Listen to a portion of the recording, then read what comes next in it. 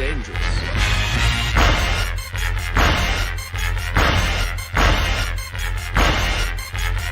Bad feeling about this.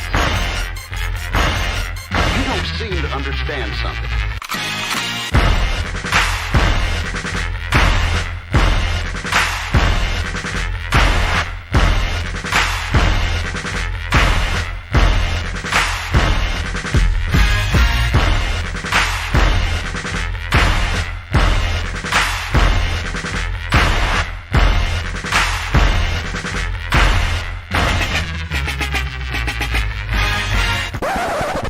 The thing that I like most about being a dad is that I see that I'm about to impact the world.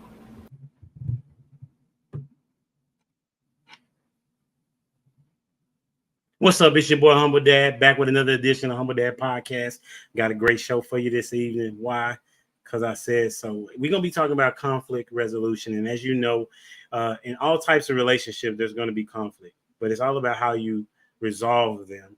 But we're going to specifically talk about marriages and relationships with the opposite sex, right? And how do we resolve it? Why should we resolve it? And things of that nature, right? We got some special guests that's coming up, you know. And the question of the evening, the get to know you question is, what makes you laugh the most? What makes you laugh the most? And I'm going to bring up this first guy. He just got back from his trip. And he said he's a changed man. Only time will tell. Here we go. Prototype. What's good, man? I ain't that What's going changed. on? I don't have an answer. Boy, that is consistency. I don't have an answer. Man, all I can think of is just... everything. I'll be giving you time to think. Okay, so most recently, what made you happy? Or what made you laugh the most recently? I guess being around my guys, man, being around my friend group. So my circle, man, endless laughs. So I guess that's what makes me the happiest. So I'll go with that. Man, oh my gosh. You are very consistent on that one, man. Hey, and all the way from the East Coast, she's back representing the 20-year club, Miss Taken. You're on mute. How you doing? I'm good. That's what's up. Answer your question. I would say that this is what contributed to my 20 years. I would say my husband makes me laugh the most. He's silly as I don't know what. So we're both like play off of that energy. So we just be in this house acting a fool. That's so that would make me laugh the most. Men are only good for women's entertainment. You see how she treated us? So he hasn't been. He's back. All right. And we got back by popular demand. We're going with a homie and friend, Lost in Translation. What's good, homie? What you got on the question? The thing that makes me laugh the most is kids, man, because they have no filter. You know what I mean? When you get older, you kind of run everything through your adult filter, but kids have zero filter. And when they say stuff, it is hilarious because you want to say it, but you can't really say it. But the kids get a hold of it and they just run with it. To me, it is the most hilarious thing ever. That's true. That's true for sure. My 5-year-old, she crazy funny. We just drove from New Orleans, right? And man, it was so many jokes that she had. Yeah, so you right for sure. Kids do. And then we got a new guest. Hopefully he'll be back. We'll see how the show goes. Basically because of us. We're going to try to see if we can impress him. Mr. Robert Edwards. What's going on? Hey, what's going on, everybody? I'm glad to be here, man. And the thing that makes me laugh the most, in particular, my parents, but old people. Because while they have a filter, they have no consciousness or awareness. They're always right. And they're always late at the same time. You know what I mean? So old people. What's considered old? I mean, you know, I would say anything over like 65. Once you get in that 65, 70 range, it's like life slows down, but it speeds up at the same time. And so like they say the darndest things. My parents, they just came by to the house the other week, and I can't make it up, man. They said some stupid stuff. So yeah, old people, man. That's what's up. For me, it's my wife. You know what I'm saying? Yeah. She makes me laugh Kendra, as I tell it, like for me, and maybe the guys can rock with this. Maybe mistake. I don't think most women are funny. Nope. I've never met a funny woman. Ever. My lady's pretty funny. I ain't gonna lie. Okay, She got a listen, little we funny. can't do. Listen. We do generalities, bro. Like your lady may be funny. Okay, My lady's name me a pretty funny funny. lady that's a comedian. Go ahead. So you mistaken even yawning about it. No. Name a, Listen, y'all know I'm an hour ahead. yeah, I It's know. bedtime I for know. me. I'm just messing with you. Name me a funny woman comedian. You can't. I think Samoa was funny. Okay, was. Well, women would That's think one. women are funny, but Yeah. That's women are not one. funny. Give me another one. I'm trying to think. Oh, what is her name? I can't really think of one though. I don't know her name. Because women aren't funny. She is. Oh my Have to be goodness. funny. We do. She got real short, like real Listen, short. you don't even know her name is taken. No, listen, because I don't watch comedy like that. You know Okay. what? You just No. I just There's remember this, her from back in the day, and I know Okay. I found her to be funny. there's this Christian girl Mhm. that's on Instagram or social media, and she does like talking after like trying to holler at guys at church. She's kind of funny. Whitney, the one that lost the wig on Yeah, she went she viral. made, she's funny. Yeah, that's fair. She has a funny content, but nevertheless, my wife makes me laugh every day. All right, she's the funniest woman I ever met. You know what I'm saying? So I would say she makes me laugh the most. All right, so we're gonna get into these topics around conflict resolution, and I like to start with kind of some definition, so to speak. But we're gonna talk about what is the value in resolve. Let's see, I misspelled that all the way around, didn't it? What's the value in resolving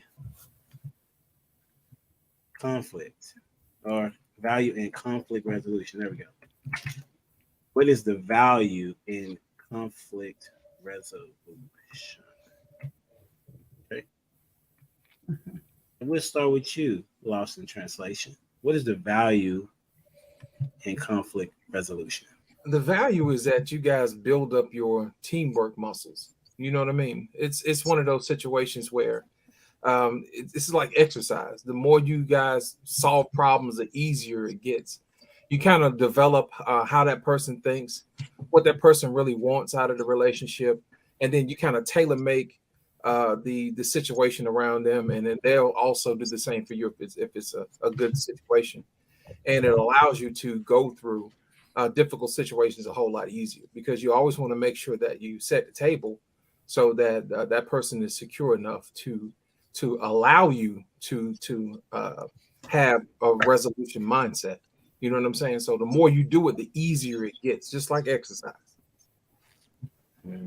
That's what's up. Who you got going next? I'll tell you what, let's go with Miss Taken.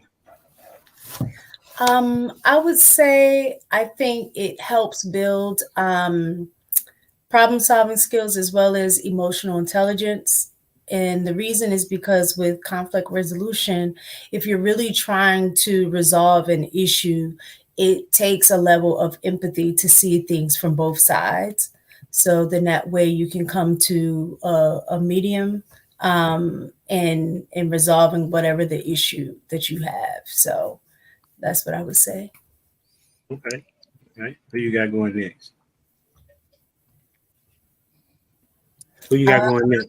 I'm going, Robert. Oh, okay. I appreciate that. I think it builds up like relational sweat equity. You know what I mean? Because when we have conflicts, right?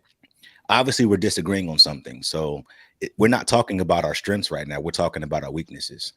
And if I'm able to trust you with my weaknesses to handle them appropriately with a sense of accountability, that lets me know now I can trust you in things going forward. And without equity, nothing has value. You know what I'm saying? Like it got to have equity.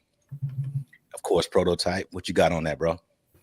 So I mean, I agree with everything you guys said. My problem is when people are too weak to go on a rabbit hole with you to solve an issue. Yeah. You know what I'm saying? When they tap out early, or they're being dismissive, or you know what I mean, or they try to let just kind of like, oh, it doesn't matter, and not solve it. And it irks me. It irks the heck out of me. You know what I'm saying? So like, because I always want to solve the problem. I like peace. You know what I'm saying? I like understanding so things don't happen again. So I agree with everything you guys said. I have a problem with always wanting to solve problems and, you know, build up this skill set. The problem, you know, but people don't want to go down this hole or want to do that work to, you know, solve their issues. So That's good. I would say the value in conflict resolution is kind of pretty much what you all have said. What if I could add something? I would say that it also, if you have kids, it shows them how to do it as well, which is built, and that helps us build a better community. And it's not a they won't be so sensitive, I would say, because if you're building emotional intelligence, if you're in building the equity, and they also shows you the value of how you feel about that person. From, you know, when me and my wife was having this conversation on the way back, that based on how you value that person really determines how you speak to that person in some regard, right? And so I say the value, it shows you what you feel about a person, one, and also how you can teach your kids to do the same, especially if you do it well and if you do it horribly. Either way, you're teaching them, right? You know. Good. Did somebody else want to add to that or say something? Everybody good? Okay, cool. Yeah. All right. So that's the kind of the groundwork of what's the value in conflict resolution. But I want you to talk about a particular time that you mishandled conflict resolution. Describe a situation when you mishandle conflict resolution. All right. And we'll start with prototype. I mishandle it all the time. I was gonna say the same thing. Bro, I was about to say the same thing. to even think about a particular time, and like I said, for the most part, it's really geared around me wanting to resolve issues and people just being dismissive about the issue. You know what I mean? You come up to a person like, I know you got an issue, and they're like, no, I don't got no issue. Like, you got an attitude around me, you're acting funny, you're being this way or that way. Let's get to the bottom of why we don't understand each other. And so I mishandle it all the time, man, and it's quite annoying. I wish I need to figure out a better way to get people to want to go down the hole and solve problems, you know. So we'll go with Lost in Translation. Thank you, sir. Like it's like you said, prototype. I do it all the time, but I try to fix it, man, as best as I can.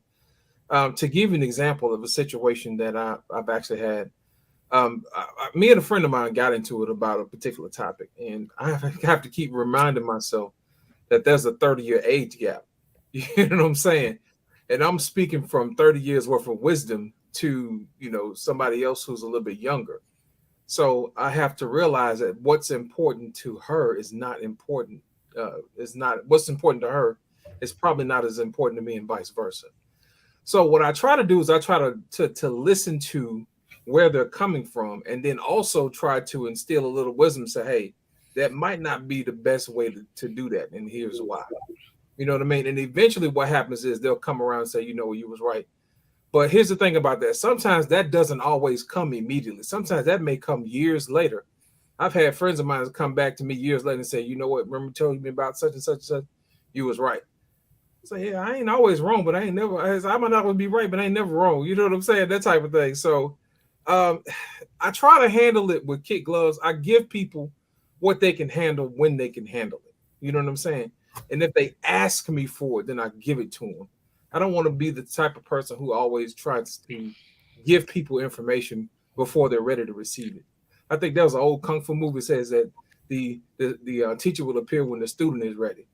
So a lot of times I have to make sure that before they're ready, I have to make sure that they ask for the information. So it's better received that way versus me just giving it to them. Who you got going next? With Robert. Man, I'm like prototype. I deal with conflict resolution every day. Every day is a struggle to a certain degree if I don't bring the best version of myself.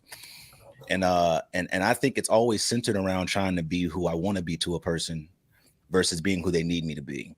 And the biggest thing I had to learn from that is, like, you know, the scripture I've been dealing with is like dealing with people according to knowledge. And if I could be honest, I took the wrong approach all these years about that particular passage of scripture. And I would always take it in the egotistical way or the narcissistical way of, if I had to deal with you according to knowledge, I'm gonna come down in your level, not realizing that's not what that meant. In order to deal with you according to knowledge, I got to gain knowledge about you. And it was the lack of knowledge that caused the conflict. It was the lack of understanding what the necessity and the needs were. Because I say it all the time that you could be present and you can give everybody everything and nothing at the same time if you don't identify with their needs. And so just recently, something as simple as wanting time being miscommunicated to a certain degree. I heard one thing, but if I'd have been attentive to the need, then I would have understood, even in the lack of good communication skills. If I would have saw the heart behind it, if I'd have saw the need behind it, I could have resolved that much faster. But it's really about dealing with people as they need to be dealt with, dealing with them according to the knowledge that you gain about them, not the level that you choose to hold them at. You know what I'm saying? Mm-hmm. What you got on that, Mistaken? Mm-hmm. I would say that I notice a difference between the way I handle conflict resolution when I was in my younger years versus now with a little more life experience and maturity and practice. The more opportunities you have with conflict resolution, hopefully the better you get with it. But again, it's still, I think it's going to be an ongoing process, because I think what happens is our own personal experiences, growing up, or experiences or things that has happened maybe throughout the day, all can play a part in the way that you address a specific situation at a specific time.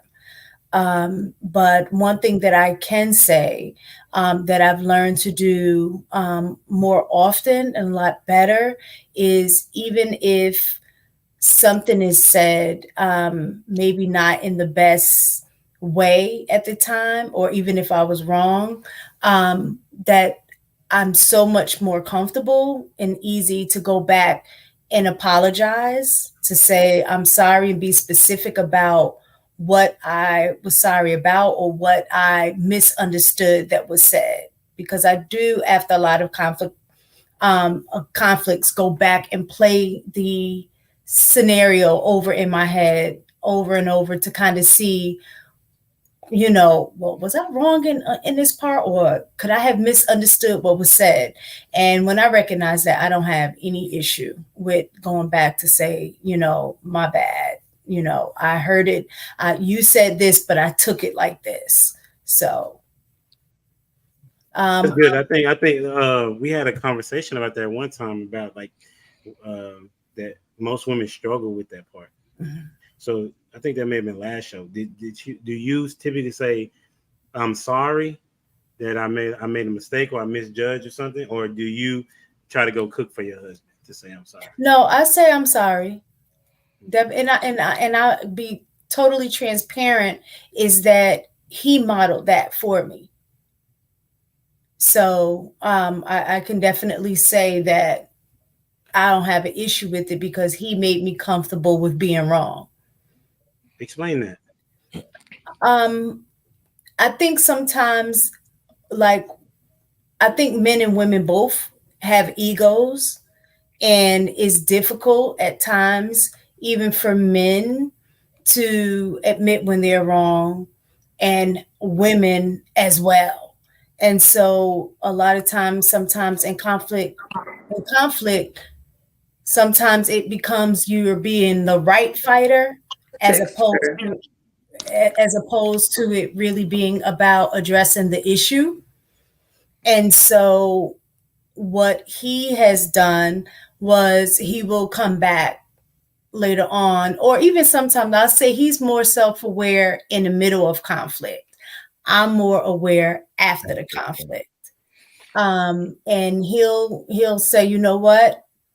You're right on that part. or whatever, and so because he modeled that for me, it made it much more easier for me to say, you know what, I was wrong in this, in this situation, or I was wrong about X, Y, and Z. And so is I would say a normal practice, because we typically don't always get it right when you're in the middle of a difference. So I think women have bigger egos than men, and y'all always try to push that ego mess on us when you are the ones with the ego problem. I can 100% agree with that. Let's talk about it. 100% agree with that, because of the necessity to be right versus the necessity to be heard. You know what I'm saying? I can 100% agree with that. Well, I think men interpret it that way. And the reason I say that is because a lot of times, if a woman have a difference of opinion, and I'll just speak from like being in these spaces, from what I've seen, is that anytime a woman have a difference of opinion, because you guys understand each other and you say it's logic, like, so all of you guys understand what you're saying, but it's very difficult for you guys to adjust that and look at it from the woman's perspective of what she's saying. And what you do is try to convince her that what she's saying doesn't make sense or is wrong, and leave it at that. No, we're not trying to gaslight you. That's not what's going on. There's a general logic that's happening that say this is right and this is wrong. And I understand y'all want us to be more empathetic, to how y'all feel or whatever, but y'all be way out of pocket. So I mean, we just try to bring y'all back, because it's like there's no reason to bring you to go there, because we know it's wrong. Right, but that's what I'm saying. By what standard of measure is typically your standard of measure? So here's my a standard of measure, because if that's the case, we can move the goalposts all over the place, and everybody can be right from whatever particular angle that you're looking for. So the best thing to do is to find common ground and say, hey, look, this is where we want to land, and this is what we want to agree on. So that way nobody feels like they're not being heard. Right. And I think for women, that's the biggest thing. We're going to talk about resolutions in a moment. But the statement that Prototype is making is that women have bigger egos when it comes to the conversation of, I guess, in an argument. Is that what you're saying, Prototype? No, in general. Oh, in general. They have a bigger ego in every realm possible. We the amount of work that we have to walk around their ego to try to get them to understand simple things, right? Like it's like 2 + 2 is 4, but we have to go through 32 divided by this, or you know what I'm saying? We got to go through so much just to get y'all to understand that this number is 4. We just want 4. Right. But if you say 3 + 1, but we're like, well, 3 + 1 is 4. And y'all will stick to the fact that we want 4. Instead of looking at, right. But the end result is 4. But if I'm saying 3 + 1, you're saying 2 + 2, we're ultimately saying the same thing. We're having the same end result. But you're so focused and stuck on saying, I want it to be 2 + 2. And you need to understand that it's 2 + 2.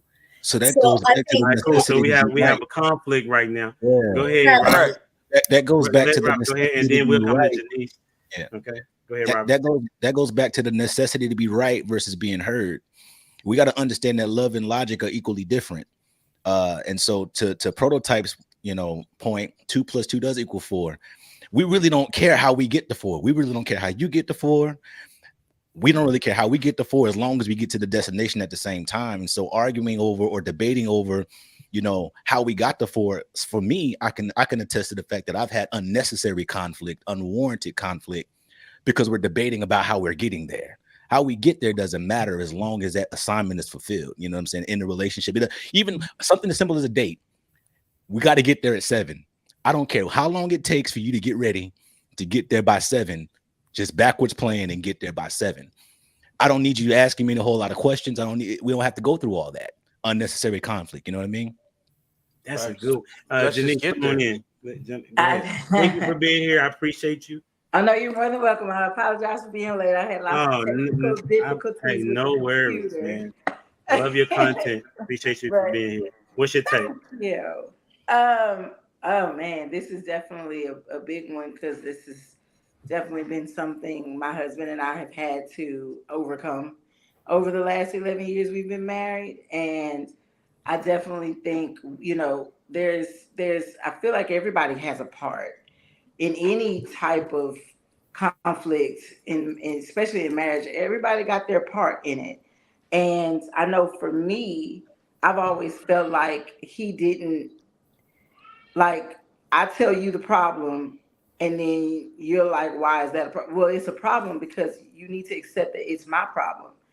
Everybody else may not think the same way, but it's my problem. And I feel like, and maybe it's not an all men thing, maybe it's just a Jonathan Gross thing, but I feel like with him and a lot of other men that I've dealt with in the past, I feel like y'all struggle with y'all haven't really been told you were wrong. And so when you're told you're wrong, you're shocked. It's like, I See all what? the And assumptions and the trigger words she's Hold using. on, I'm prototype. not Let her trying finish. to, She's but a I know guest, for man. my Hold husband, on. okay, let me narrow it down. For my husband, he has not ever been told he was wrong. Not even by his No, own you're okay to speak person. in generalities. I don't know what prototype talking about. He always speaks in generalities.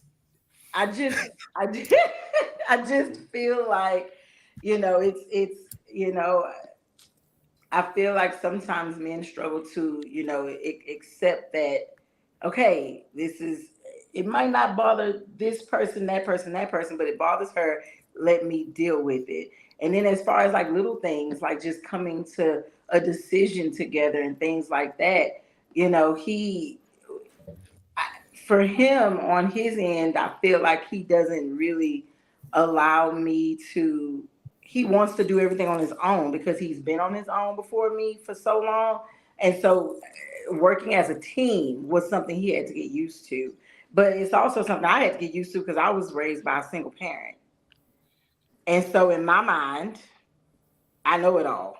I'm independent and I got this. But I had to work on my submission part and allow him to lead.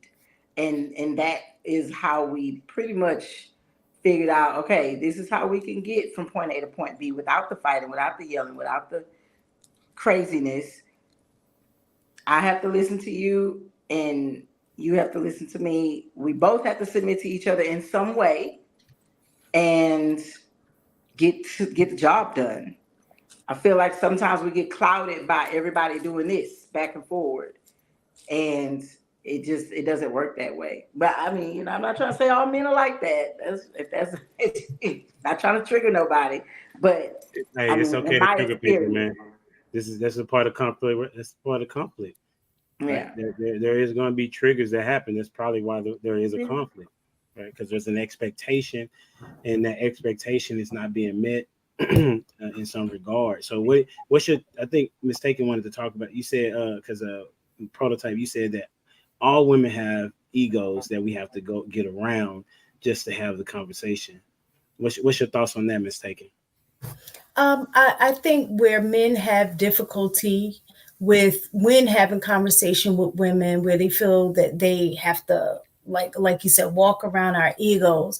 I just think it is about, you have to take a different approach depending on who you with. Like Yeah. you if you have children, you don't necessarily communicate to each one of your children the same way, because you know how one child may be very sensitive about something, another child you have to be a little harsher because they're rougher, and you can't be very, like, I just need you to so I think what happens is, as I think men, when they deal with children, they do know how to operate in that manner and switch it on and off depending on which child they're talking to. But I think when they deal with women, they see us as like we're adults and want to talk to us the same way that they would talk to their boys or talk to them. And we handle things differently. So there's a different approach in which you do need to communicate with us. And So I think that is part of the issue. And I know because I know in my younger days, I would communicate with my husband the same way I felt he was communicating with me. And when he got that mirrored communication, he took it as disrespect. Mm. So a lot of times when you are getting that communication, sometimes you need to self-reflect and say, how am I communicating? And am I getting that same communication back? And we had to have a discussion about that because I'm like, yo, the way you come at me is kind of like rough. So I talk to you the same way that you talk to me. So if you don't like me expressing my way the same way that you're expressing, then we have to work on the way that we're communicating with each other. Because if I feel like you're being hard and rough, guess what? I'm going to mirror that same thing. So I think that's where a lot of times communication issues occur is because, or even for me, he has to check me sometimes where I don't realize it. Like you see, I talk with my hands and, so I might raise my voice, but it's not that like it's anger. I'm getting hyped, like, excited over what I'm saying. So my voice goes up and he's like, listen, bring it down. You're yelling. And so he has to check me also in the moment because I may not necessarily realize how what I'm saying is coming across to him. I think you have to recognize that every action has a reaction and that reaction has another reaction. And so if we come in, I talk about it all the time on our platforms. If you approach it with a sense of, love, care, and understanding, if you approach me that way, that's what you're going to get in return. But you give me one thing and then I give you the same thing back and you're shocked, and you can't be shocked if that's how you started this conversation, if that's how you started to resolve this. And I think that if men and women, we struggle with being in the heat of the moment, not taking that 5 seconds it takes to think first before we let whatever comes out of our mouth come out of our mouth. And I know for me and my husband, I am the aggressor. I'm more aggressive than he is. He's more passive than I am. So meeting in that assertive middle is what we've been working on these last 11 years. And one of the things that I try to strive to do is walk away for a second. It just literally takes a second to think and remember, okay, this person is not my enemy. Whatever this conflict is my enemy. And at the end of the day, we need to attack this conflict as a team and not as enemies ourselves. And so then I come back and my mind is right. My spirit is in a better place and I'm able to talk to him from a place of love and concern and compassion instead of from a place of frustration and anger. But I don't think that it's necessarily that we have an ego trip. I think that I don't know. Like I said, for me as a woman coming from a single parent home, a broken home, I always had to be hard. I always had to be hard. I always had to defend myself. I always had to be the tough cookie. So at the end of the day, I had to. It took a while for me to recognize that I was in a soft era. I could be softer. I didn't have to have this big ego or this big, this big personality in the face of conflict. What you got on it? Oh, okay. I'm sorry, I didn't mean to cut you off. Oh no, you're fine. It's an interesting take. This is why I thought that this would be a really good episode, because even when we're on the panel with men and women, women are saying that it's the man's responsibility, right, to basically control the conversation. And that's what it sounds like thus far. What's your thoughts so far, Lost in Translation? You know what? I'm so glad that we having this conversation because I was actually going to do a live on this week, and I wanted to give you the breakdown of what I came up with this. Now, sometimes you're often so mad at your spouse you're seeing stars. So what I did was I took the STARS acronym and fleshed it out in such a way that it actually helps people. Now, the first S in stars is security. Mhm. Are you creating a place of security for that person to open up to? You know what I mean? Sometimes you got to make sure that the time is right. Sometimes you got to make sure that the place is right. You know what I mean? To have that private conversation. Are you making sure that that person is comfortable with you having those difficult types of conversations? So security is the first S. Okay. The second letter is T in stars. That's teamwork. You know what I mean? Do you guys have a history of working together through problems? You know what I mean? Having a spirit of willingness to solve the problem together. You see what I'm saying? Making sure that you don't take the problem personal and say, hey, look, this is what we're gonna do. And if you have that spirit of teamwork, then you guys can move forward. Now, that is something that those individuals can do together. Then there's something that's responsible for each person. The A is for the men, it's for the adoration. Do you adore your woman? You know what I mean? Because you're going to talk to her a little differently if you adore her. You see what I'm saying? You have to make sure that you care for that person, and that tenderness comes from your lips in such a way that it doesn't offend her and it allows what you have to say to come through. Okay. The next letter is R, and that's for the women. It's for respect. Make sure that you have a healthy dose of respect for your man, because he's going to listen to you a little bit differently if he knows that you respect him. You see what I'm saying? He's going to make sure that whatever you have a problem with is now his problem. You see what I'm saying? And he's going to make sure that he handles it to the best way of your satisfaction. And the last S in stars is solution. What's the purpose of having a situation of conflict if there's no solution? And here's the thing, you have to make sure that both parties are satisfied with the solution. You can't have one person who gets their way all the time, because that's going to build resentment in the other person. So if you come up with a way and say, hey, look, I want you to make sure that you get what you want, and I want to make sure that I get what we want. What can we do to put both of those together so we can get what we want? So the acronym is STARS. Whenever you're so mad at your spouse, remember STARS, STARES, security, okay? Teamwork, adoration, respect, and solution. That's what's up. That's it. Robert, go ahead. I just wanted to go back to what Prototype has said. First of all, that's a great acronym. I'm going to shoot that to me in the comments because I need that every day. That's the first piece. The second piece is talking about the ego that we got to get around. It's going to be a parallel between Prototype's comment and I think Miss Gross's comment about the ego that we have to get around is the lack of accountability that I wouldn't say that they don't have, but they're not required to have from a society perspective, from a systemic perspective. Because at the end of the day, I also saw it in the comments, whether we like it or not, men are responsible for what comes out of the household. Our children are a reflection of us. Our spouses are, anybody that comes out of my house is a reflection of me. So regardless of, whether you're trying to be right or I'm trying to be right or whatever that looks like, again, it's about being heard because I'm responsible. And so in the lack of being heard, that kind of tampers with that whole respect concept. That tampers with that whole adoration concept. You know what I mean?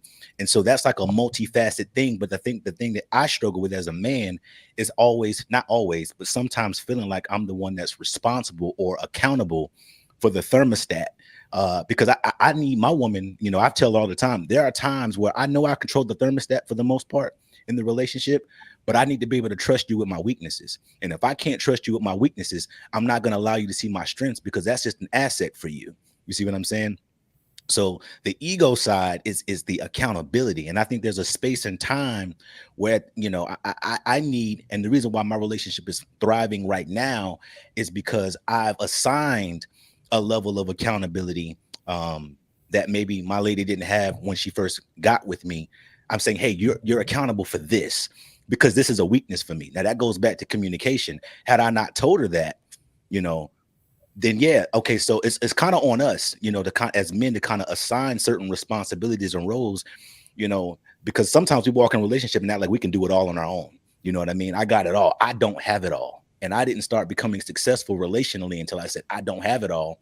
Thank you for making me feel like the man of the house. I appreciate that. I will operate as such, but I don't have it all. and I need you to have this because I'm just not good at that. And so when that happens, I'm able to now do what you said, lost in translation. I'm able to adore you because I know beyond the shadow of a doubt on my worst day, you respect me. You know what I'm saying? I just kind of wanted to throw that in terms of the ego. I think it's more of an accountability thing. You know what I mean? One other thing I want to throw in too is that I think a lot of times, and I'm gonna say for me, but I know other people deal with this too, is the need to be defensive when we're in middle of conflict, where we're taking it personal, like a personal attack sometimes, when it's not necessarily a personal attack. It's more like, I'm coming to you because I have a specific issue with this and I want this to be resolved. But the person on the receiving end feels it like, like, well, you're saying I'm bad or I'm not doing this right, or so I think that is also part of understanding that when you are having conflict or you're having a conversation that is directly related to something that the person is saying, this is something that bothers me and I would like you to work on that to be able to receive that and say, you know what, I want to make this person happy. If this is making this person uncomfortable or making them feel bad or what have you, if I care about them, then I should be willing or able to receive that and then make necessary adjustments. But I think a lot of times when we hear it, we automatically get defensive, like, well, you do, like, well, that kind of stuff. I can say I know that I'm guilty of that. There's definitely something that should be avoided. Mm-hmm. I think the thing that happens, and maybe even for me, I think what I learned is to just have the conversation or the topic of discussion. Only talk about that, right? So if the issue is, I don't know, we have a conversation about how we should discipline the kids, then we shouldn't bring up, okay, you remember that time when we needed to go somewhere and you was late? Like, that's not the topic of discussion. Mm-hmm. Just keep the topic of discussion right where it is, and don't talk about what the other person had did or is doing, unless it simply applies to the conversation, right? Well, yeah. I think that happens in relationships a lot. I think because that may be where the conflict will even get even more heated because they're not even staying on topic. So now we're in a rabbit hole of a conversation, and now we're not even on the topic, right? Well, what I was referring to is exactly what you were saying, not going off the topic, but something that you address that you may have an issue with.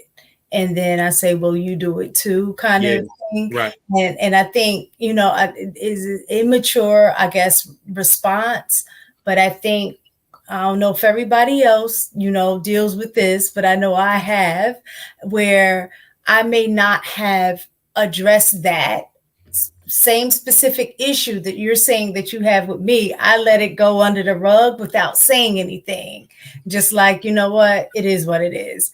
But then when I'm being addressed with that same particular issue that I had the issue with, that I didn't say nothing to you about, now you saying something to me about it, is where it comes out, where I'm like, well, Dad, like, you do the same thing. So, but like what you said is, if I'm being addressed with the issue, if I didn't address it at the time that I had the opportunity, that's on me. But the fact that he addresses it, whether he does the same thing or not, is irrelevant in that specific moment. So, and that's something that I am working on, consciously working on. I think that's a bar that you just dropped. Say it. What's the bar? The fact that acknowledging that you didn't take the opportunity to address it when it offended you the first time, and trying to take advantage of when somebody's addressing you with the same thing. You know what I'm saying? I think it's important to let people have their space when they're addressing things. You know what I'm saying? And I think that might be one of the relationship keys right there that you might have just let out. Yeah, I agree. I think when I'm addressing you about my issue with you, That is not your opportunity to address whatever issue you had with me yesterday about me. I think that a lot of conflicts would be eliminated if we would just address issues when they happen. And I feel like a little resentment happens in that space as well, because it's like, I was willing to do this for you, but you're not willing to sweep it under the rug for me. Like, why can't we be on one accord? No, you didn't mention it. That's your problem. That's your fault. I tell my husband that all the time. Like, okay, it's not my problem that it's not my problem that you let things go. I'm not going to let things go. If you do something that bothers me, I'm going to tell you about it. I honestly want you to do the same thing. I can't learn if I don't know. So if it I bothered you, I don't I know. need to know. well, Say that, but Hold with on, let her finish. okay. No, I really mean it. No, I am, I have never, accountability has never been an issue for me. Now, for some, especially women, well, no, I feel like it's a man and woman thing. Accountability can be tough for some. it's both But of us. for me, I have no issues apologizing. I have been that way my whole life. And maybe because I have always been made to feel like I'm just wrong. I'm just a wrong person. I'm just always wrong. In my family, I was always wrong. And I always, growing up, I always had to apologize for everything. And I felt like I had to do that in order to be loved, in order to be accepted. I had to always constantly apologize and be the bigger person and all these things. And so I have no problem as an adult apologizing for anything I've done wrong. I do a lot that I don't realize I'm even doing though. So if you have an issue with me, I'm like begging you, hey, tell me when it happens. I want to know because I want How to do you learn. I respond? want to grow. That's what I was gonna say. How do I you mean, respond? Go We ahead, Rob. Well, asked for let it. me do this. Let me do this. Prototype has something he wanted to say. Then we'll come to you, Robert. Okay. yeah, because mine's a question for her. So yeah, I'm gonna ask her. Oh, yours. Okay, go ahead. Yeah. So I Prototype. mean, mine is basically pointing out the difference between communicating or expectations between relationships between men and women. Right. I think men have this expectation amongst each other of um, we take care of each other in the sense that for example, if I buy my friend a drink, he'll be like, "I got the next round," kind of a situation.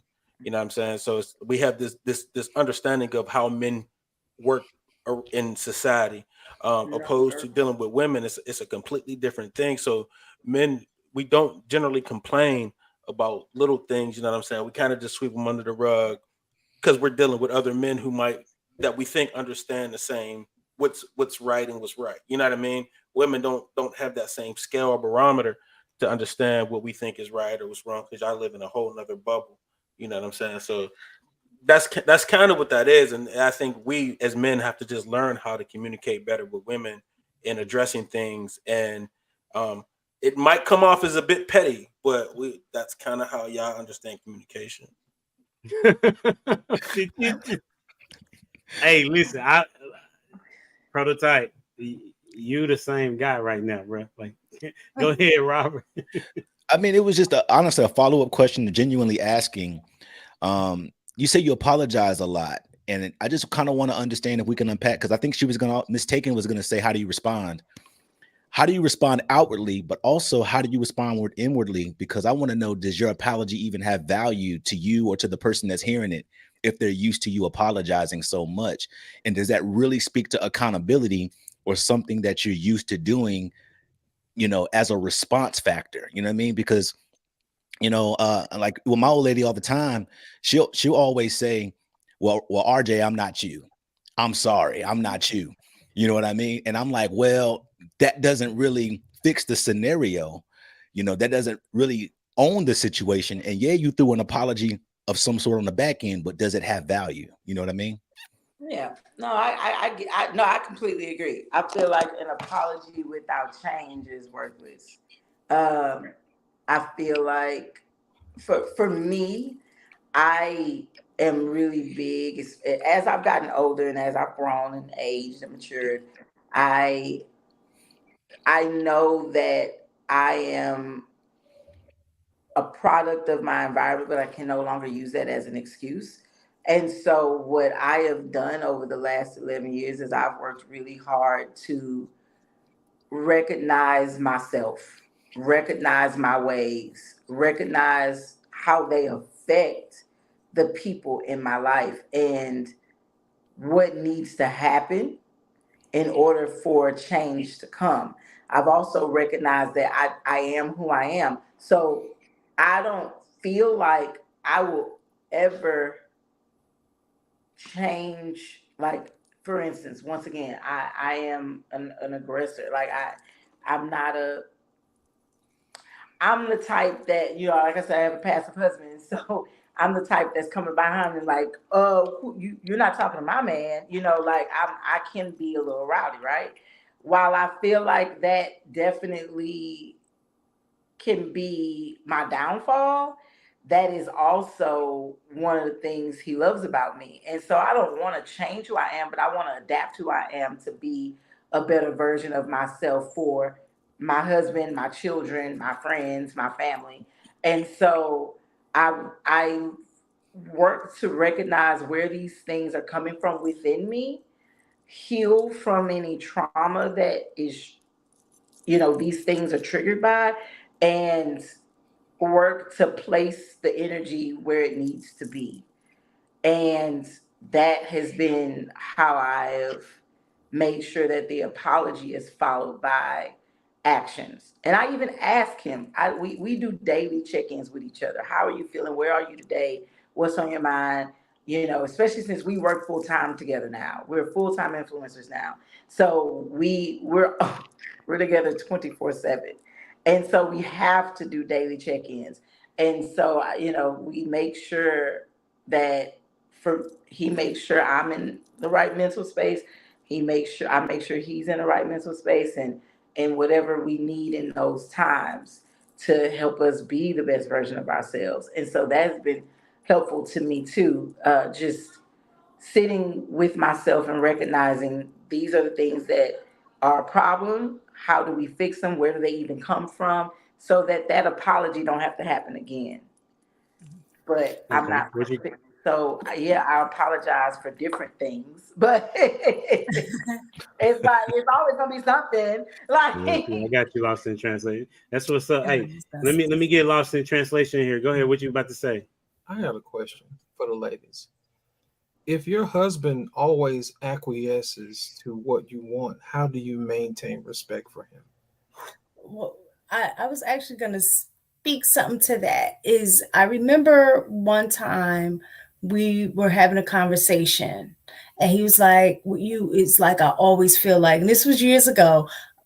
I can't ever do anything right, and I think part of that was because I was comfortable with coming to him and saying, listen, can you please not do, or man, I have issue. Like when I had an issue, I would bring it to him versus where, like, I think what Prototype said, that even though we may do stuff to get on your nerves, everything is not that serious. As women, everything is serious, right? And so he would sweep the, or not even address it because it's like, all right, whatever, not a big deal. And so I remember saying to him, you just because you don't necessarily say something to me and I address you, then that's on you. You need to call me out when there's an issue, right?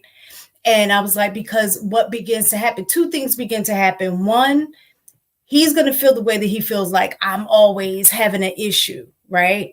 But then on the flip side, it also leads me to think that is an imbalance between he is the one that's always causing the issue, right? Because I'm the one that's always saying something.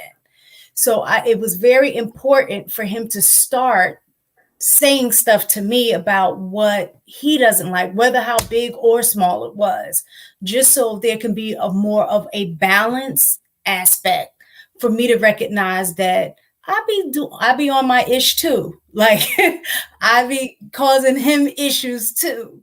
And so I could say that actually helped with him because I'm like, call me out. But that, like, kind of what she was saying, the other part to that is I don't know, when I initially said that, did I say that with the intent of giving him a platform versus just me trying to say, well, if you got a problem, call me out? What was my real intent? Because then when he started doing it, I had to adjust and stop getting defensive about it. Like, I asked him to do it, he's doing it, and now am I creating a space for him to feel comfortable enough to come to me to say he has an issue? And a lot of times, if I'm getting defensive, for him, his response was, why even say anything to you? Yes. And that's what we talking about, Miss Taken. Yeah. That comes with maturity from women, as opposed to that having it early on in a relationship, right? Because and even in this space, women are very sensitive when a man talks to them about an issue that he has with her. You can only imagine what it is with a woman that loves a man and he's telling her, listen, the way that you say things, I don't really like how you say them, or whatever the case may be. That's what we're talking about. He's not on tonight, but Brandon from the Buffet podcast, he had a thing that went viral where he talks about how women have I'm gonna go 95% of women have a hard time receiving accountability straight on. We have to literally be acrobatic when we are trying to communicate with you all. Even now, as we're talking on this panel, we're having to make sure that the words that we say to you all are not triggering or offensive in any particular type of way, because you're going to be defensive, determined based on how we communicate with you, right? And that's no matter, that's even from a managerial position, right? I know that I have to communicate with this person in a particular type of way in order to receive it, unless it's a man. Like when I talk directly to a man, like when me and Prototype have disagreed, we just, okay, we disagree, and I can come straight at Prototype. Whereas because you're a weaker vessel, that's just what it is. We have to understand that you are, and we got to recognize that we do have to come at you. We do recognize we got to come at you a certain way, but you also have to be like, he is trying to come at me in a way that is going to position where I can receive it well. But too many times, most women are already combative, that you have been told that you have something wrong about you. You feel me? And that simply should be done before entering into a relationship, that you're able to receive constructive criticism, and therefore conflict resolution is not as challenging, because what you both are saying, that y'all had to learn it. Yes.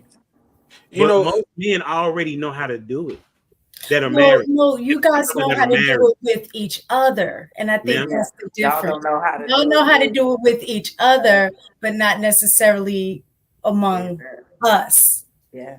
So no, you I'm guys saying men know how to do it to you all. We know how to communicate in a way that will be passive, because y'all want us to be aggressive, but not with y'all, right?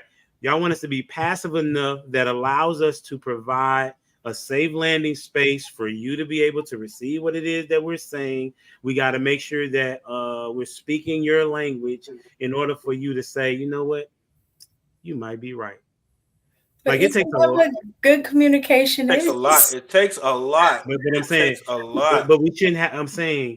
I'm telling you, as women, you should already see that the man is trying to do that. I don't know. I think no. They don't have no grace for us. They have no grace for us, for real. No, this is what I'm saying. I think both parties are learning to communicate.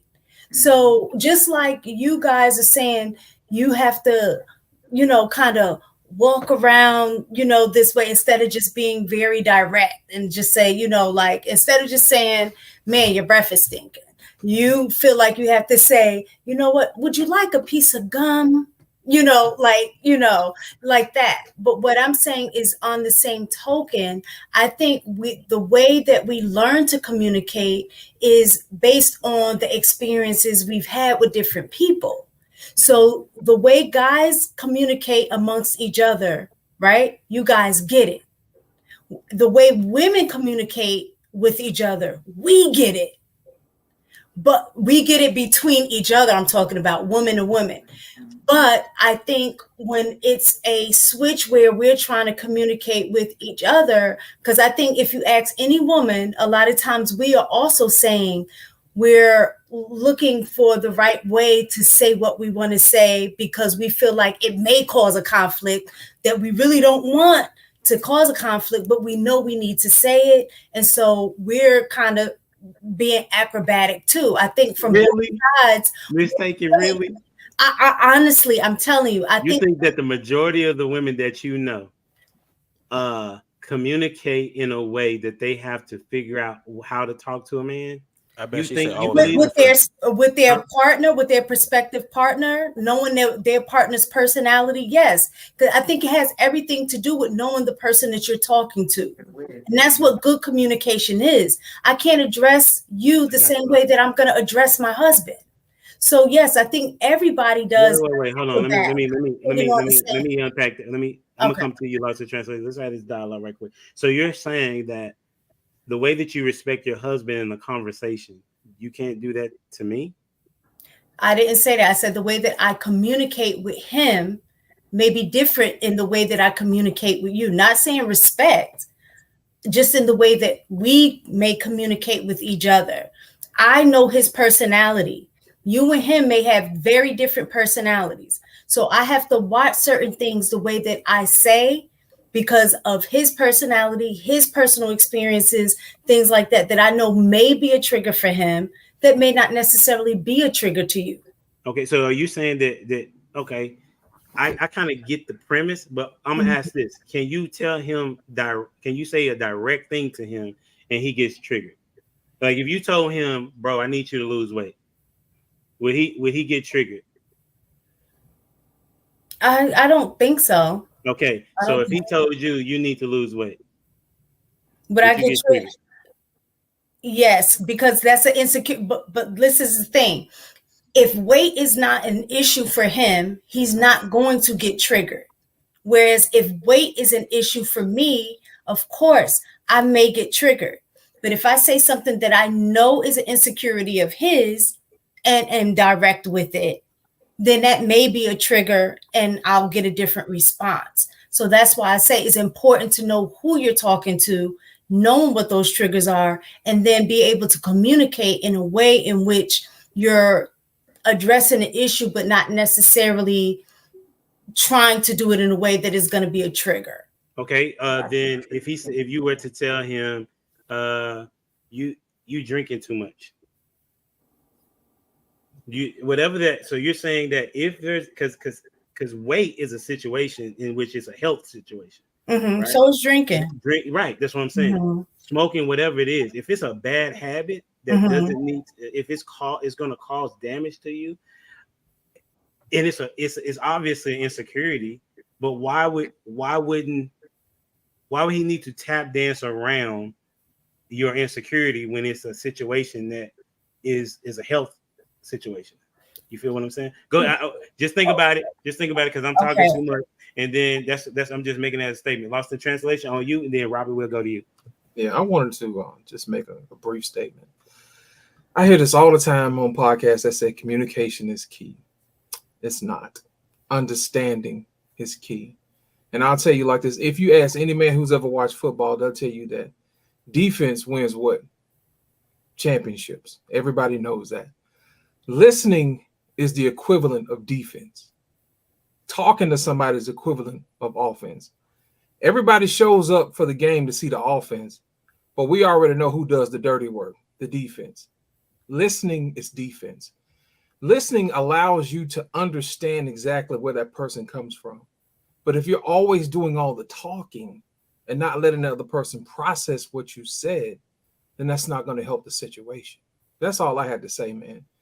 We have to start getting better at listening and stop being so quick to want to talk and want to get our point out. Sometimes it's better to just be quiet and listen and understand where somebody's coming from.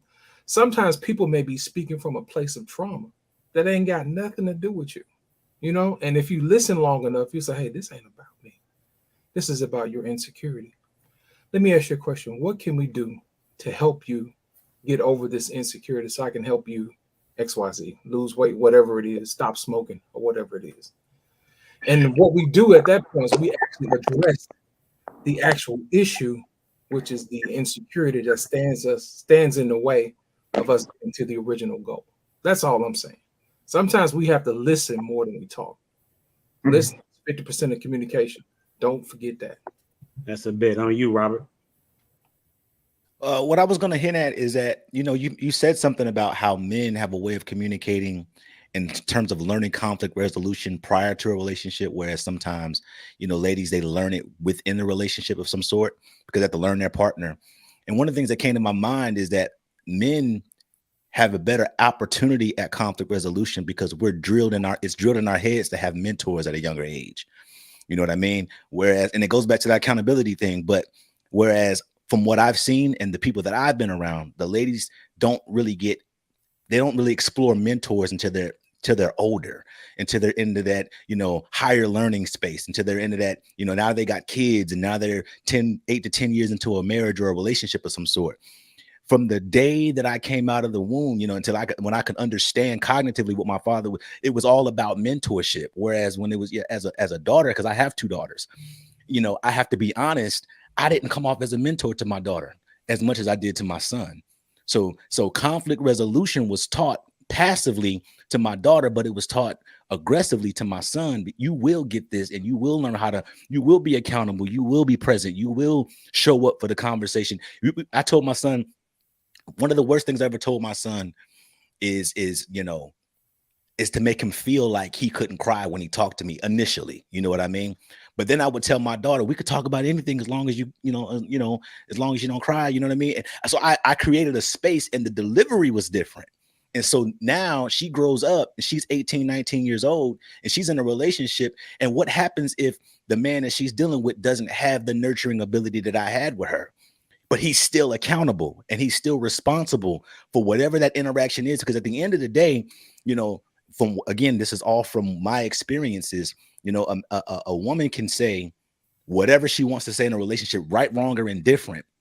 But at the end of the day, when the judge and the jury has to come out and have to make a decision about what was said or what was done, it's the man that's accountable and that's responsible. And so that's the thing that I struggled with as a man. And I had to learn. My dad told me a long time ago, the person who wins is the person who tells first.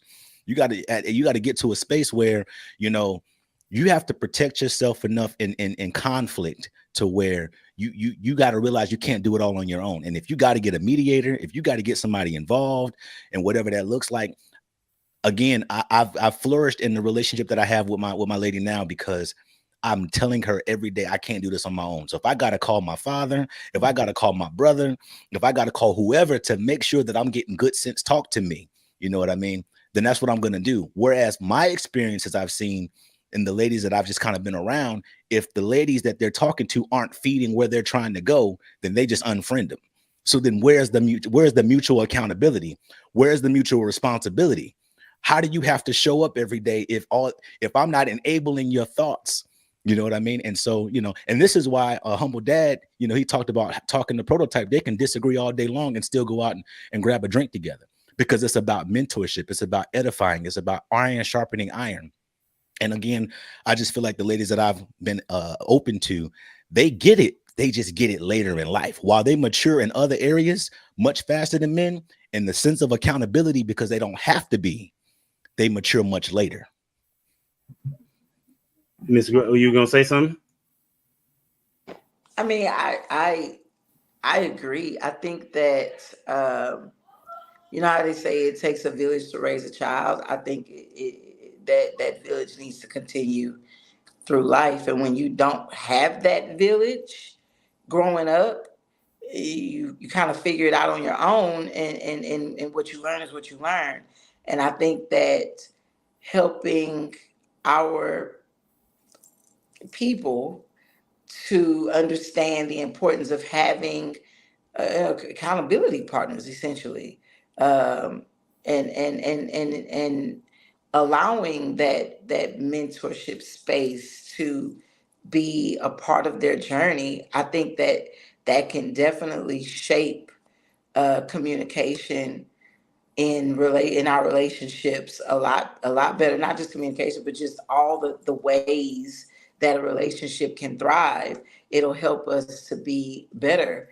um, I know for me, when I try to do things on my own, or when I try to think things through on my own, I rarely get it right. I seek counsel.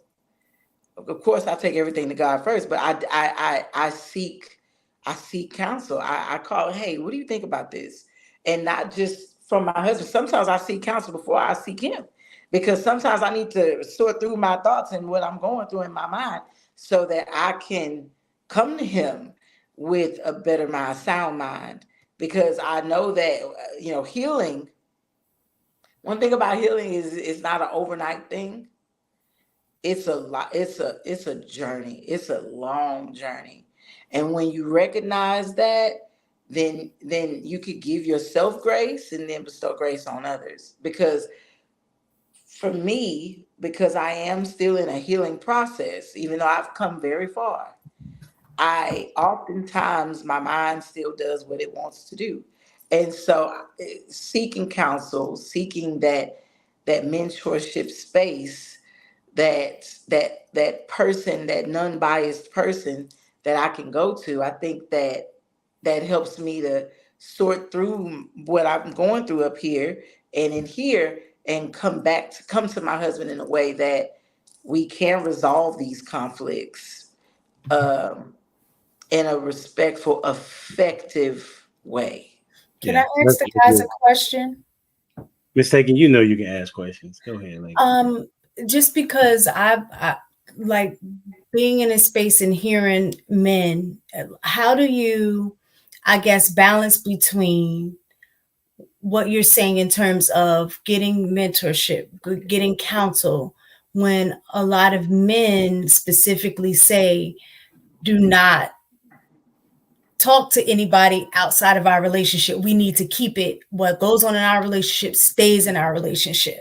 So how do you balance between that? Where if you're a woman and saying, I know I don't have the answer to this, I can't necessarily go to my partner, my husband right now, because they're the one that I'm having the issue with, but I want to know how to address this issue in a right way. But I'm told that I can't go out my relationship to, you know. So how is that balance? Well, you don't go. You go to him. You can address the issue with him. If that's the person you got the issue with, that's who you go speak to. You don't go speak to anybody else. But like Miss Grasse, I'm sorry, I'm not pronouncing your name correctly. Gross. Gross said is that sometimes she needs to seek counsel before she can even come to you, so she can come to you in the right way. Mhm. Not really. So how does that Well, she, yeah, work out? I don't right. think. I So don't. Good. go ahead, prototype. Go ahead, Well, finish your thought, bro. I don't think she really necessarily has to seek counsel to figure out how to approach her man. That's like she should have been studying and learning him the whole time to understand how to come to her man. If she don't know how to come to her man after by now, I'm like, what's It's going on? Like, you know what I'm it's saying? Have you been not paying attention? it's You know what I'm not saying? to seek counsel to approach him a certain way. It's because at the end of the day, I know myself. It's all about self-awareness. Your It's ego all too big. about recognizing who you are and putting things in place to make sure that who you are doesn't affect the people around you. I Yeah, but know that the mentor, yeah, yeah, I'm that's an true. aggressive communicator. I know I am. When things bother me, I immediately go to 10. That's who I am. And it's part because of that's how I'm wired DNA wise, coming from a Trinidadian father, Trinidadian family. It's my whole family, none of them get along. Like at the end of the day, I that's how I'm wired, but it also comes from all that I've been through in my childhood and in my So early adult years as well. And so I I'm not saying seek counsel from every Tom, Dick, and Harry I'm saying if you have that one person, all you need is one.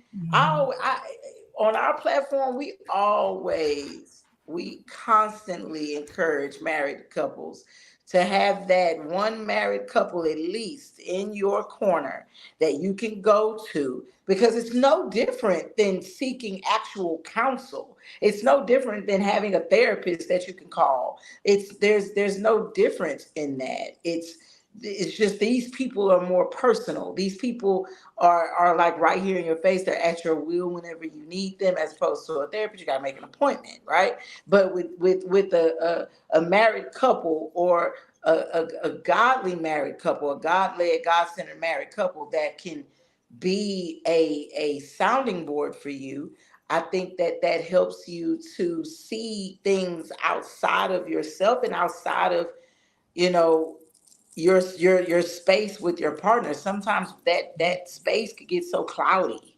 with all that you're thinking, all that you're feeling on both ends, and Yeah, so this is it what I would kind of say to that helps though, Miss settle Gross. that This stuff. is what I say to that though, and what prototype and mistaken is saying, how do you balance between talking outside of your marriage about your marriage, uh and saying that you need a mentor, or keeping things in house, right? That's the question. Well, the people that say, I'm gonna come to you, lost in translation, the people that say don't talk to people outside your marriage, hopefully they are talking about to just anybody, right? I think Ms. Gross said a good point. She said an unbiased individual, right? Find an unbiased individual. And mentorship is really about, what are you doing? Like my mentor, Dr. Ron, he talks about what I need to be doing, not about, okay, what do I need to be, what she need to be doing, right? So hopefully when you go to your mentor, that mentor is telling you how you need to be, right? Hmm. Because if that person doesn't change, you got to be the person that changed. I was listening to Judge Tover. She just lost her husband. Mhm. Right? She Yeah. was saying that she talked to her mom, and she was having issues with her husband. She didn't like some things or whatever, and her mom told her, well, you need to change. See, what the thing is that too many of us think that the other person needs to change in order for us to be acceptable, for us to accept them. When in actuality, there's some things that we need to be changing about ourselves, right? In order to have a better opportunity to be successful in that relationship, right? And so yes, you need to find a mentor that has more experience than you do, in my estimation, so that you can say, okay, when I talked to her, we had this conversation. I don't think I handled it well, right? So how could I approach it differently next time from what it is, the information that I'm giving to you? Prototype is saying you should know how to approach your husband. That's true. Like you should know, like Mistaken was saying, you should know what his triggers are, right? And if you're saying that I know that I'm aggressive, men don't want to, men are okay with another man being aggressive with them. Women are okay with another woman being aggressive with them. That's what I was going to speak to before. Like y'all can call each other all types of B's and H's and whatever, but let your man say the same thing, right? It's not happening. So I'm saying that you need a mentor, right? But you need one in which that can elevate you about yourself and not talk about the other person. Lost in translation, it's on you. Here's my thing. A lot of times we feel like people should already know certain stuff, and I've lived long enough to know that people get busy doing other stuff and not learning. Everybody didn't go to psychology class. Everybody didn't go to sales. You know what I'm saying? Everybody didn't go to relationship school. Everybody didn't even get wedding or marriage counseling. The best thing to do is to find out exactly uh, in therapy what you need to have done. Now, if you don't have access to a therapist, what you want to do is you want to elicit help from your husband. And here's how you do it. You tell your husband, you first start off by giving him a compliment. You know what? I don't always tell you this, but you are a fantastic husband. You know what I mean? These are the things that you have done for us. I really do appreciate everything that you've done. Here's my thing. I want to be a good a wife to you as you have been a good a husband to me. Let me ask you a question. Is there something that I can do better to help you be a better husband? And is there something that I can do better to help be a better wife to you? And what that does, it opens up the dialogue where it creates a safe space for him to be able to introduce knowledge that you didn't previously have access to. Number one, you placated to his ego. You already told him he's fantastic. You're opening him up. You're warming him up. Then on top of that, you elicit help. Men don't do nothing but love to try to help. You know what I mean? And then on top of that, if you're helping him to help you be better so you can help him be better, that's an even bonus. That's across the board. Now, what you do from that particular point is you ask him, okay, now that we've discussed these things, how is it that we, use we language, can get to this point? What is it that I can do? What is it that you can do? And you meet somewhere in the middle, and then you work on that. And what you do is over time, you develop an atmosphere, a place of security to have difficult conversations if you do it that way. Does that make sense? Mhm. If you got to boost his ego to say something, I think he's a weak dude. I knew you. No, it's not so much as being boosted ego. It's about how You did. You boosted his ego before you can say something. That's a trash dude. not He's open weak. or receptive at that particular moment in time. But if she comes to him in that way, then it triggers something to him like, hey, she's talking to me. I need to listen. Emotional intelligence, that's what we were talking about before, is knowing how to speak. And I know, Humbledad, you're in education. I don't know how many else you guys, but even when we're talking to parents about their children, you start off with something positive Right. before you go into the negative. Right. So for that very reason, to open it up, to say, I'm not only just addressing the negative stuff, these are the positive things that we do notice about your child or what have you. So starting positive and then follow with the, not But so. you can't do that all the time because then it seems weird. Go ahead, Rob. So to kind of answer your question specifically, you said something about like if you don't want what's discussed or what's happening in the relationship to go outside the relationship. Way to bring it back. I can be transparent enough to say when I didn't want the woman I was with to discuss things outside of the relationship, A, I knew I was doing something I had no business. And B, I was too insecure to have other people tell me the truth about me that my girl was always already telling me about me. That's just being 1,000. But now I'm in a space where because I'm 100% present, I'm 100% accountable, and I'm doing the things that I know that are number one, godly, and number two, forward for our relationship to be successful. You can talk to whoever you want to talk to, because we actually had a therapist that dealt with us early on in the relationship. And, she went on this rant about all types of stuff.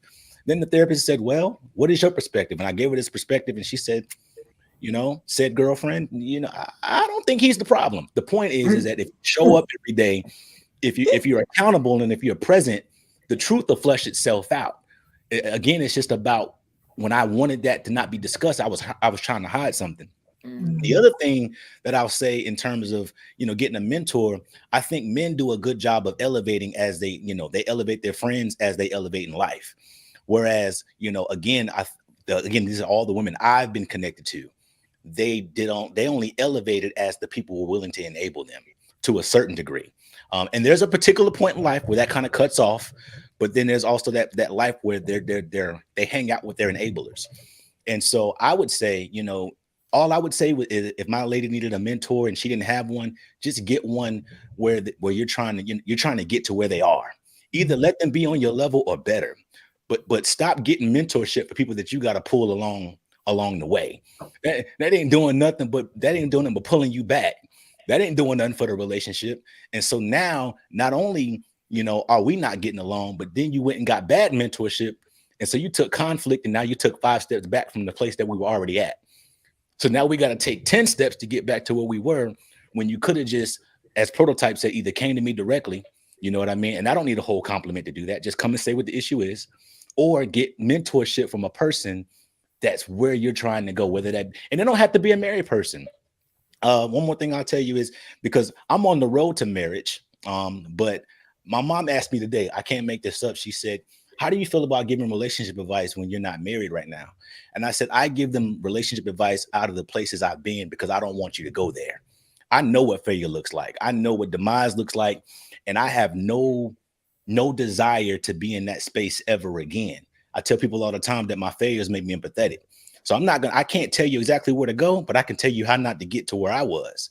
I can tell you these are the things I'm actively doing in terms of working on self to be the man that I'm trying to be, not only for myself, but for the woman I'm with and my children. You see what I'm saying?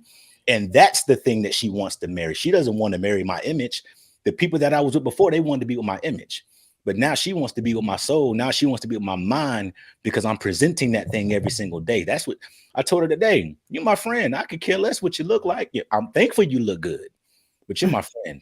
And that's the person I want to marry. You know what I'm saying? That's good stuff, man. This has been a really healthy dialogue. You know what I'm saying? I value y'all time, you know what I'm saying? Especially Miss Taken when she come on the show, you know what I'm saying? Because she all the way out there. She got to get up early in the morning. I have a last question. I think that we're going to have to run this back next week, possibly, because I had some questions that I didn't get to. So I'm going to end it with this. How do you know when to agree to disagree? How do you know when to agree to disagree? We're going to start with Prototype because he got that face. And you can keep your answers short so we can get y'all out of here because some of y'all, once again, be on that Pentecostal stuff. All right. I don't know. People normally agree to disagree with me. So, but I hate it. I hate agreeing to disagree. It's one of my I pet know that peeves. was one of your pet peeves. I absolutely hate it. So, yeah, people normally pull that with me. Like, man, we're just going to agree to disagree. And it pisses me off every time. So I don't know. I bet. Mistaken. What you got? I think when you keep talking in circles over and over again about whatever the issue is, and you're not coming to a point where a resolution can be made in that moment, I think it's okay to agree to disagree. But if it's a serious issue that needs a resolution, it needs to be revisited. We can agree to disagree for right now. Let's just table it, and then we could come back to it later. Because sometimes I think once you agree to disagree, put it on the table it for the moment, and both of you go to your corners and have time to process what each other was trying to say outside of trying to defend your point, that sometimes that's when it may click for you, and you can come back to the table and say, you know what, I was able to have time to think about what you were saying and what I was saying. And you know what, maybe this can be the compromise to this issue. Maybe this could be the resolution. And so then you can get back on the track of having a more of a resolution based conversation as opposed to the problem based. Got you. Robert, on you. I'm like Prototype. I don't know when to agree to disagree, but I do know when to keep the peace. And what I do is I really have to look at how much does it matter to her and how much does it really matter to me, and kind of trying to like find the common ground, I just kind of know, if it's something that's really near and dear, it just may be easier to just concede at this particular time because I'm thinking about the greater good. I'm thinking about the bigger picture. And it's not to say that women and ladies are not thinking about the bigger picture. I'm saying I have to be accountable for my space in the conflict. And if I have the cognitive ability in that moment to just keep the peace, then I will. And I pray that, if I'm not able to keep the peace, that you have the cognitive ability to be able to keep the peace. You know what I mean? So that's kind of my approach to that. That's what's up. Ms. Gross?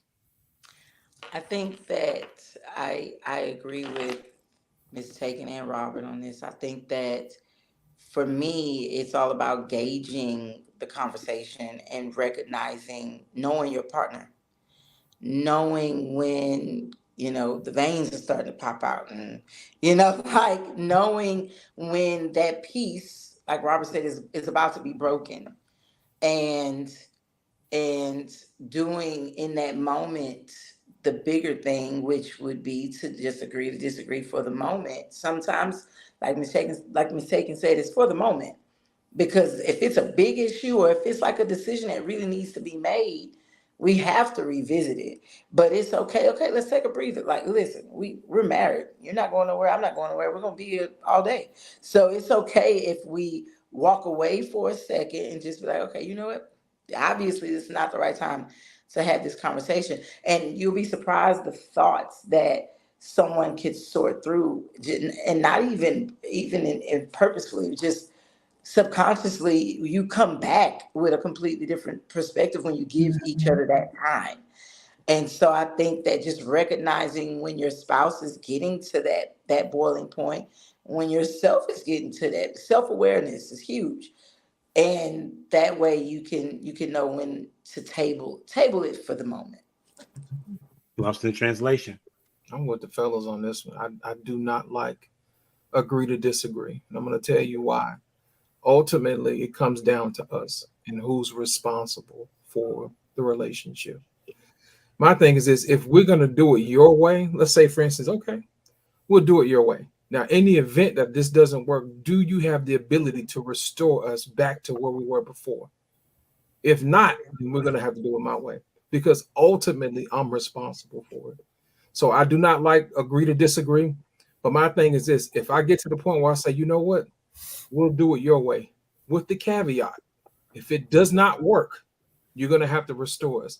And that is the ultimate part of responsibility and leadership, is ultimately taking responsibility for your actions. If I said, hey, you know what, we'll do it this way, eventually I'm going to be responsible for making up for it. But if we get to the point where you just have to have your way, fine, let's see how that works. But in the end, you're going to have to be the one to restore us back to what we were. And when you put it that way, most people don't want that responsibility. So they'll be like, you know what, you're right. Let's go ahead and do it your way. Because if I mess up, I have the ability to recoup us and restore us back to what we need to be. And I don't mind the responsibility. So that's how I look at it. I don't like agree to disagree. That's dope. That's a really good idea. Yeah, I don't like agreeing to disagree, because I like to get the issue resolved. But what I've learned in with Kendra is that we will talk about things that affect us until we get a resolution. If it is not something that is going to be productive for our relationship. So, for example, we talked about affirmative action situation at Texas A&M today, right? And she said something that was profound, and she said, "Well, you gonna have your point, and I'm gonna have my point, and it don't seem like either one of us are gonna move from that point, and it's not gonna affect our marriage. We can just be okay with that." You know, I said, you know what, that makes sense, because I don't.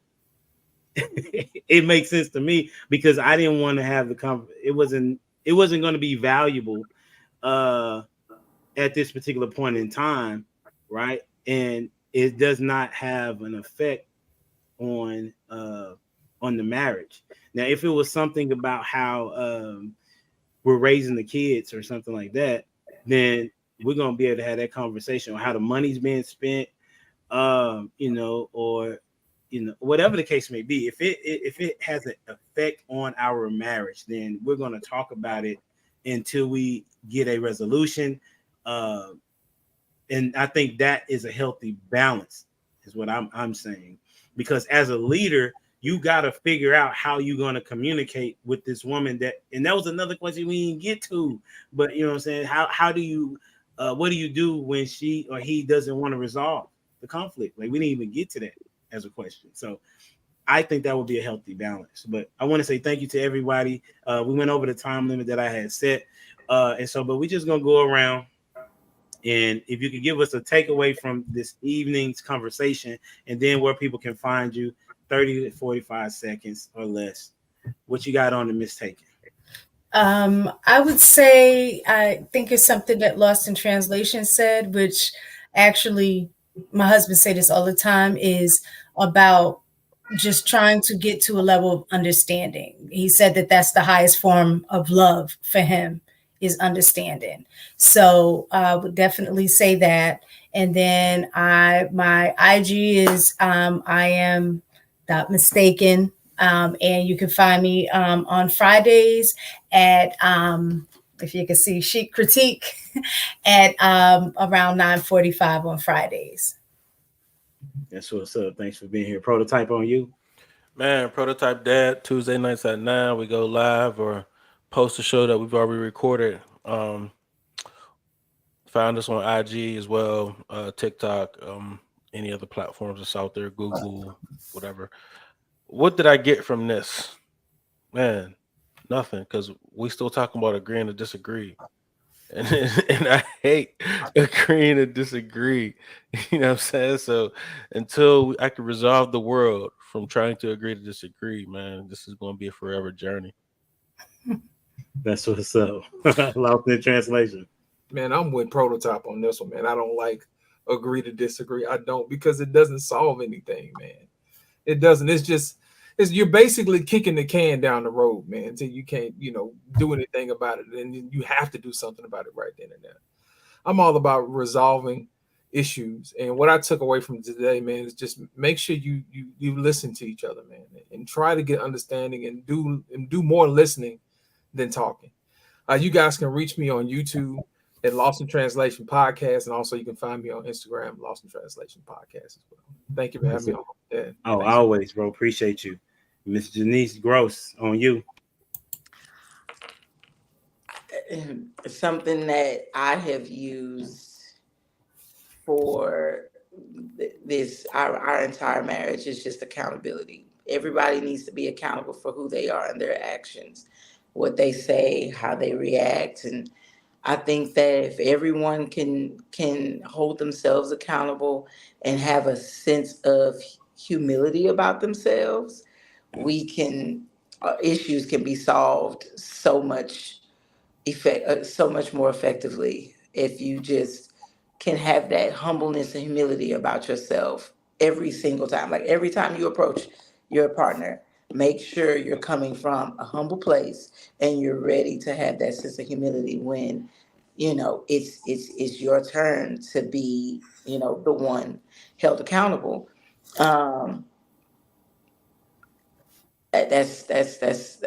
my takeaway. That's something that it's a forever process. It's not something that anybody can master overnight, but I definitely think mastering that or working towards mastering that can be very effective. My husband and I are actually doing this together. He is with our children who are waiting for me to wash their hair because they did a late pool night. And so, but we can be found on all platforms under The Gross Way, TheGroce Way. Every single platform, YouTube, TikTok, Facebook, Instagram. And we also have a podcast called The Make It Last Podcast that can be found on all platforms. That's a bit. I appreciate you being here. And Mr. Robert, you got it. Real quick, I feel the fellas on, agreeing to disagree. But at the end of the day, my sleep is really important. And I just got to know when to keep the peace. I'll deal with you tomorrow. You know what I mean? Don't disturb my peace. I won't disturb yours. You know what I'm saying? And fellas, for real, like if you got somebody that's like disturbing your peace on a regular basis, get somebody else. For real, for real. And that goes to both sexes. I agree with that. Yeah, you can find me on give me a second. Had everything IG, all forms of all platforms, everything like everybody else. Facebook, IG, YouTube, the whole nine. Give me a second. And we got a new podcast called The Check-In. Me and my lady are going to be doing that, where we literally do our check-ins on YouTube, and you can follow us and how we do our check-ins in real time and stuff like that. So yeah, that's what's up. Hey, my takeaway is it's pretty consistent. I got a dope show. You know what I'm saying? That's my humble brag right there.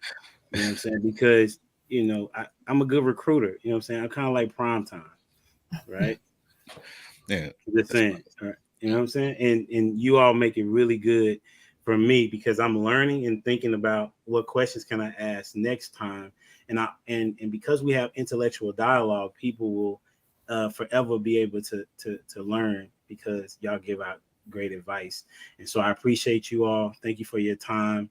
Don't forget to like, share, comment, subscribe to the channel. We're trying to get to a G. We should be there already, but y'all just tearing. I don't know why, but it is what it is. Until next time, we out here. Deuces.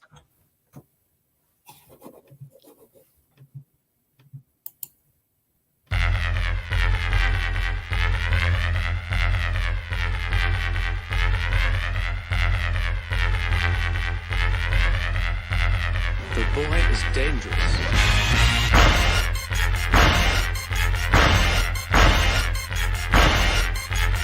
Bad feeling about this. You don't seem to understand something.